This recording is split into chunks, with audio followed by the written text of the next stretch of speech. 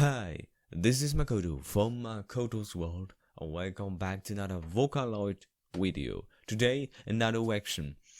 As I said in my other videos, I'm a Vocaloid fan 8 years now. It's amazing ride, amazing rabbit hole I fall into. My first concert was from the 2011 concert, and I went to Whip Release from Luca. This was basically my first song and made me a fan. And this is from the first Magical Mirai concert. This is always gonna be my favorite Magical Mirai concert because it's so well, everything with the band and with the setup in the Yokohama arena. And this is the song Cat Food. I'm gonna work it now, the live performance, and this was one of my favorite songs on this, and you will see why I like it so much. Already the beginning is so... it's gonna be rock.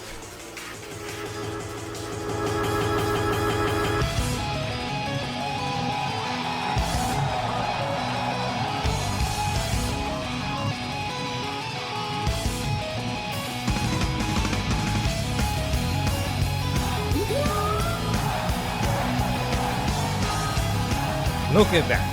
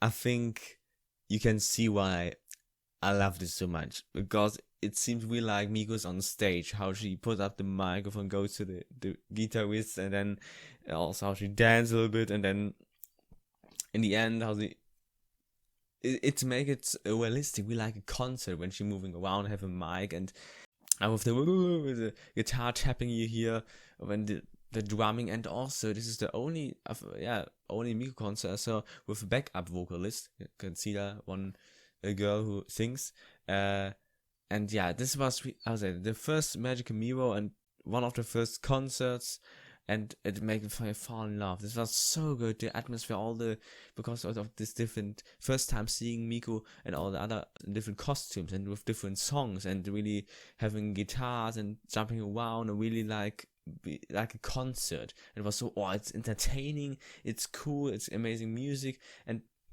that's what I love. And look, the entire arena, Yokohama arena, full of people. See, this is Japan. People would say, why are you watching it? Because it's cool. It's freaking cool.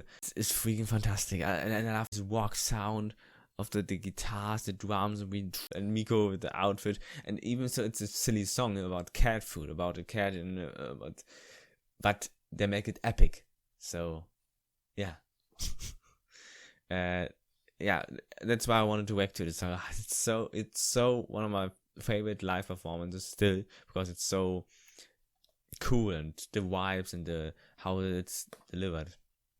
And Magical Mirai, as I said, will always be my favorite, one of my favorite concerts, Vocaloid concert, because of this atmosphere they created. Anyways, thank you very much for watching, for the attention, and we'll see us to another reaction next time. So bye bye.